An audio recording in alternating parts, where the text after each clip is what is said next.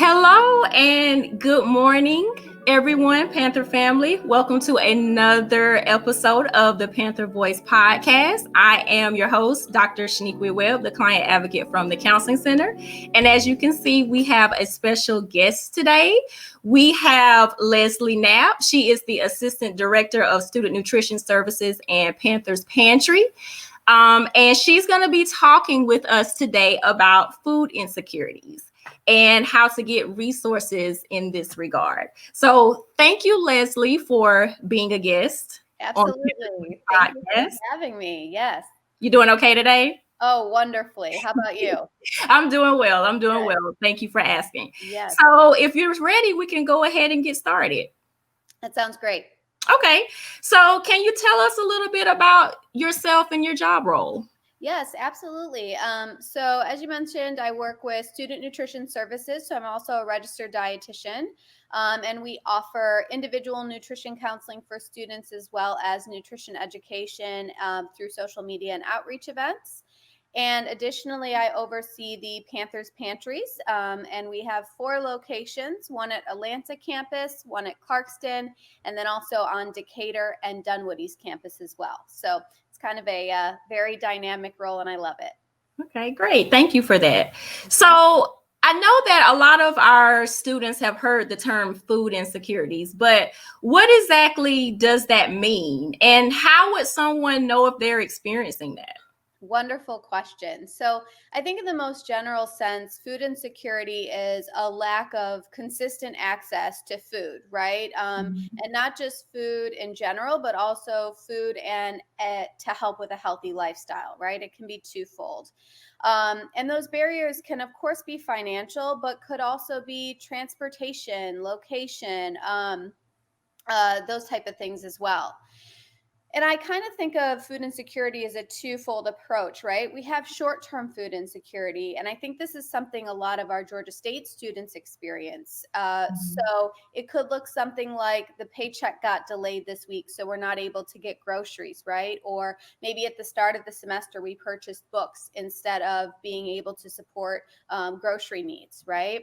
And I think the bigger side of this is long term, right? Or people having challenges accessing food month in and month out, right? Beyond just occasional situations. Okay, thank you. So, what resources are available to help students who may experience food insecurities? Yes. So, Georgia State, we have Panther's Pantries, right? And those are made to help students more short term, right? So you can come by any of our pantries and get a bag of food or a bag of hygiene supplies to support. As far as resources for long term food support, we do help students, and I know you do as well in your role, access some things like governmental assistance like SNAP benefits, other community pantries, and those type of options too.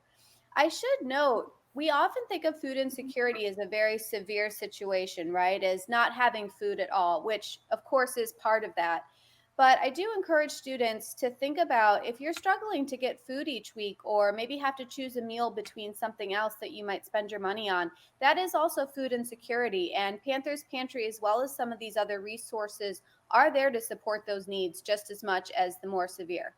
Okay, great.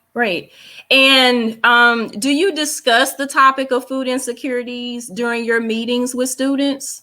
Absolutely. So, with nutrition, of course, food comes up, and we always ask about food access. How are you grocery shopping? How are you getting food? Are you dining out a lot?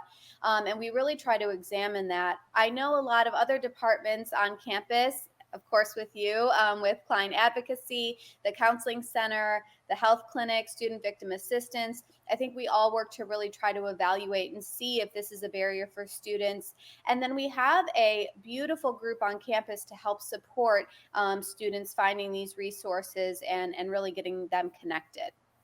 Okay, great. So it sounds like there's a lot of good resources Yes. that's available. Not hard for, but maybe students may have a hard time being aware of that, right? Because it's depending if you're following us on social media or maybe plugging into one of our services. So I encourage all students that might be tuning in, check us out. We'll go into detail on where you can find information, but we do have the support for you. That's why we're here. Okay, great.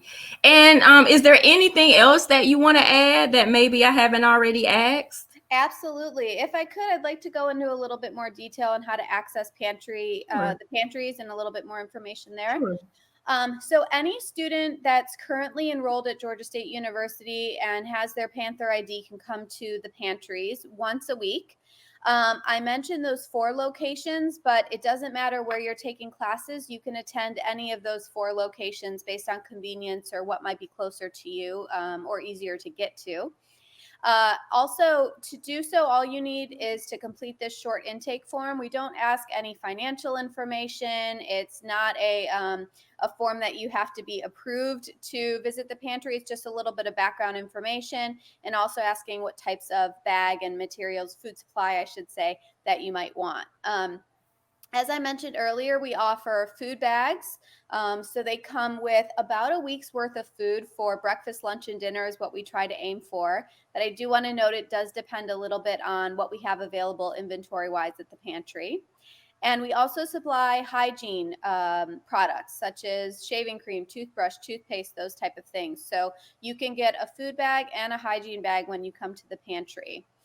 We do at a lot of our locations also have some clothing and also some school supplies, depending on, again, availability. So if that's something that you might also be interested in, please ask one of our pantry staff, and we can definitely see what we have available or get you some things that we have available if needed. 2 ways you can find our information. One, pantry.gsu.edu has information on visiting the pantry, donating if you wish to donate any food or hygiene products, some details there. And also our social media at Panthers Pantry on Instagram, Twitter, and Facebook has of course, our hours of operation. And also, we do a lot of what is the experience like at the pantry. We have some great videos on there of how you can access each pantry location, what the check-in, check-out process looks like. And of course, we feature a lot of cooking demos and recipes as well of what do we do with this food once we have it. So a lot of resources there. Please check us out or follow us. And that's about all I got. Okay, thank you for that. So I did have another question I wanted to ask. You mentioned about that students can come, did you say weekly? Yes, once a week. Okay, once a week. So is there ever a time where, if you see that it's a pattern where students are, continuously coming, like how would that process work? I know you mentioned about that it's mentioned for more short term, but if it's to a point where it's a continuous Absolutely. thing, so when will it be a referral somewhere else? Yes.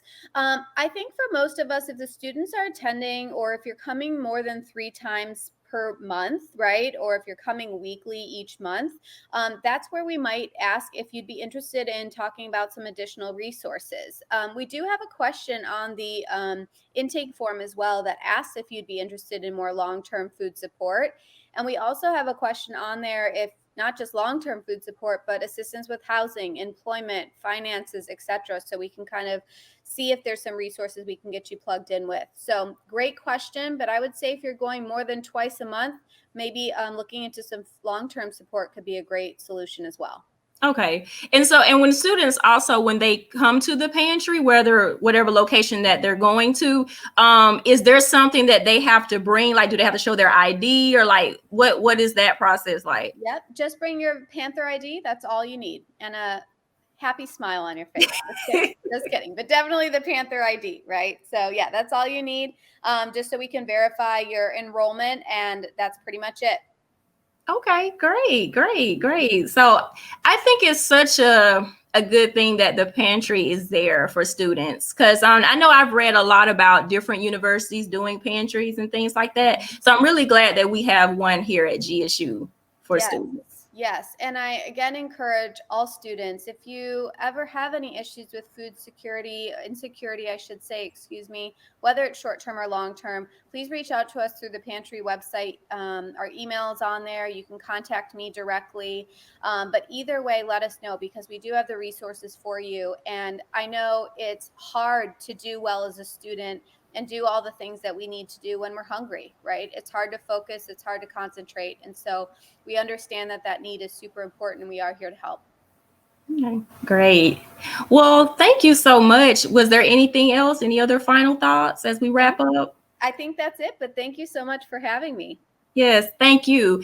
And you hear that, Panther family? Make sure to check out the information that Leslie put on, what she mentioned about the different ways that you can access the Panthers Pantry and to learn more information about it.